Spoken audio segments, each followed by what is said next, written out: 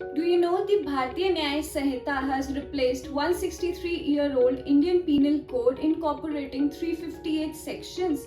In addition to the reordering of the sequence of section numbers for the offences assigned in the Indian Penal Code, significant amendments has been introduced in the penal law by the Bharatiy Nyaya Sanhita.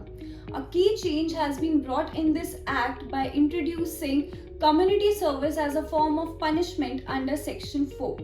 The new law has also introduced organized crime, petty organized crime, terrorism as an offence.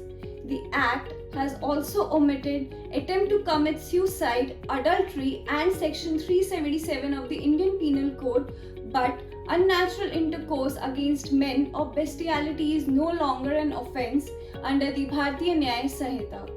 The Act has also provided stringent punishments for hit and run cases. It has also introduced snatching as a distinct offence. The Act has also criminalized sexual intercourse with a woman by deceitful means or making false promises under Section 69.